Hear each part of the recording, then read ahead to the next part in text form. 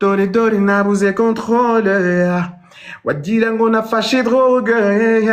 Zimisha umuriro petrole. Mbega ibintu biri drôle. Dore dore nabuze controle. Wagira ngo nafashe drogue. Zimisha umuriro petrole. Mbega ibintu biri drôle. Sinza kudenza. Nasa surumeza. Uranesa sana. Undesa ngomeza. Mo bebe dore ndahangayika reka kunsaza. Nukuri urenda kunsaza. Utuma panika reka kunsaza.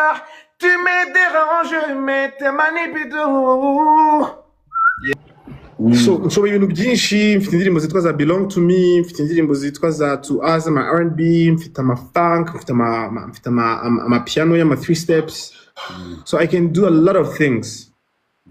Rero ari givuga uti kugira ngo abantu bakunda ibihangano byanjye batanyanga on one go, reka ntange ibintu byose mfite, hanyuma nana profite introducing new things that I can do abantu batari bazi, ariko nanone bitagiye muri risk zo kubura numbers. Jewe iyo ni purpose ya album. Ikindi nashaka no gushow ingofu mo kidogo nko nababwiye kugira ngo abantu batazongera gupfa kungereranya n'abantu tarenze. Ni yihe ndirimbo iri kuri album wumva ko ari indirimbo wowe yakoze cyane cyangwa yagukoreye cyangwa abantu bakunda, indirimbo wumva ko nyine iri precious kuri album, noneho nurangiza kuyitubwira unayituririmbiremo? Sasa kuri album indirimbo zose uko ari 9 byarananiye, wumva twahisemo indirimbo 9 kabisa za hatari. I think navuga nka Ndicuza, navuga soko ndicuza zose. Ndicuza Belong to Me.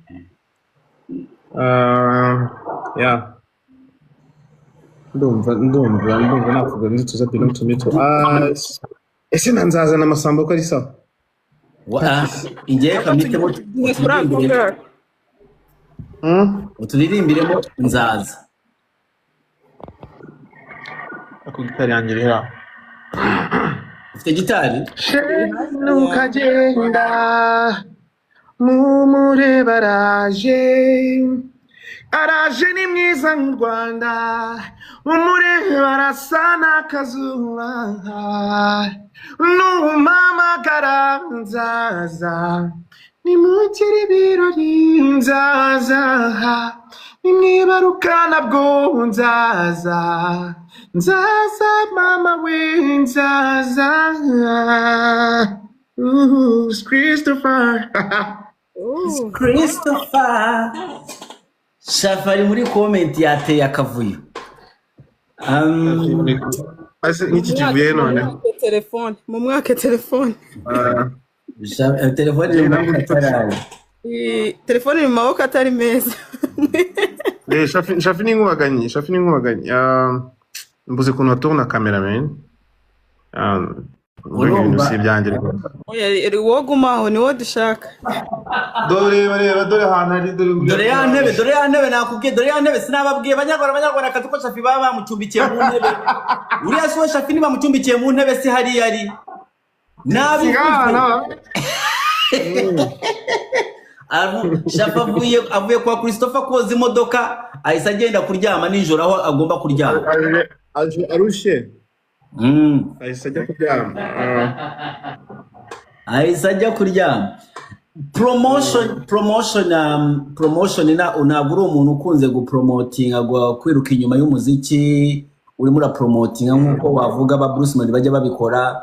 Most of the times umeze nka ba Medukunu bakoraga indirimbo wayitaga hanze ikijyana, uretse ko nyine n'ubundi wabaga waririmbye neza.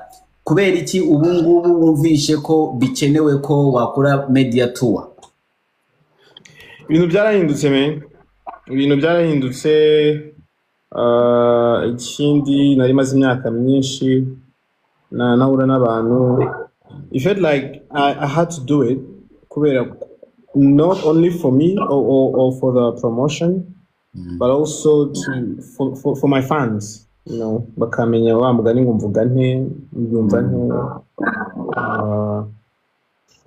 yeah, numvaga ari ibintu ngomba abafana n'itangazamakuru ariko n'itangazamakuru byaramfashije igihe kirekire njyewe nta kintu mba so nanjye narabuze reka nanjye ngira icyo mbikoraho.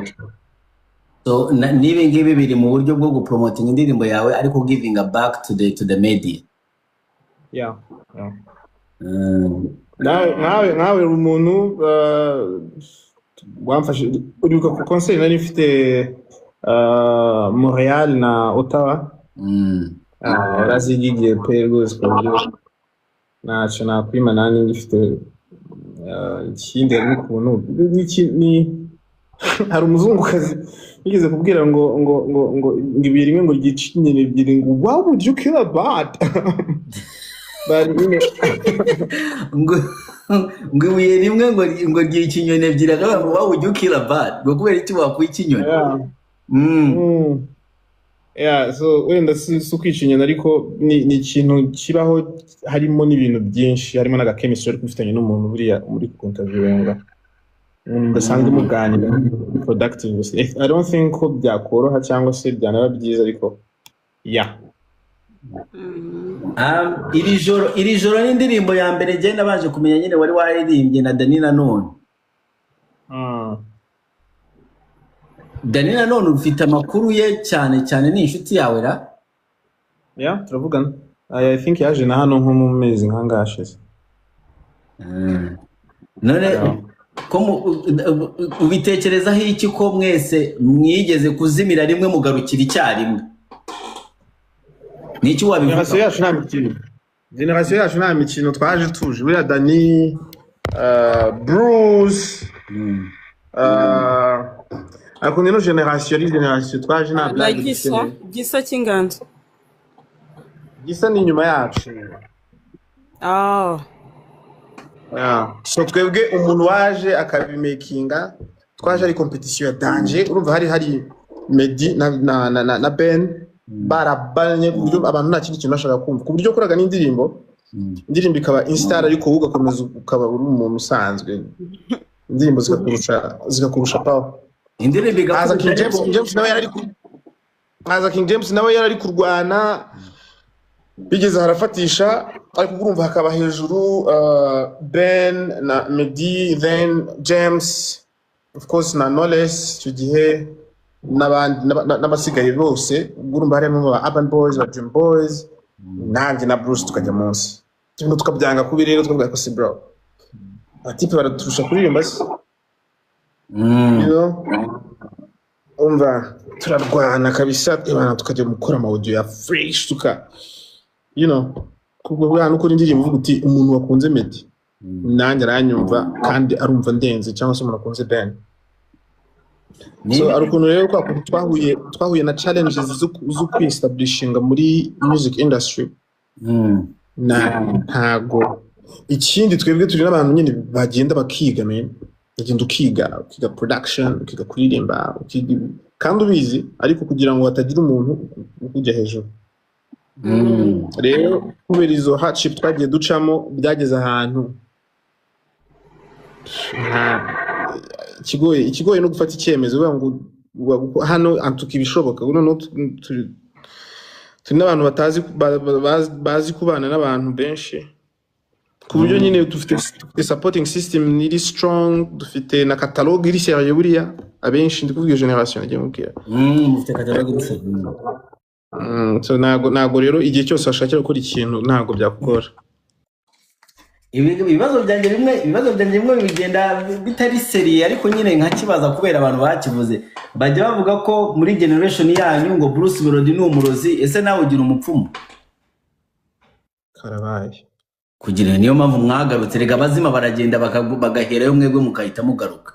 Bro njyewe mva mubwire abantu bazimye bakagenda nuko ntashaka ko tujya mu mazina ushobora kumenyesha izina mbwete uyu muntu usata imyandikire ye ntiyari irenze cyangwa se imiririmbire ye ashobora no kuba ari n'umuririmbyi mwiza ariko ntagire adafite ubushobozi bwo kwihimbira so hakaba nk'umuntu uva mu buzima nko muri kariyeri ye umwe wari ufite icyo wari umaze icyo kintu cyamuzamuraga agahita azima. So, I don't think hari umuntu waza ari well equipped, ari umuririmbyi mwiza, ari umwanditsi mwiza, ari umunyamuziki mwiza, umukompoza mwiza ngo byange men ntabwo byakwanga.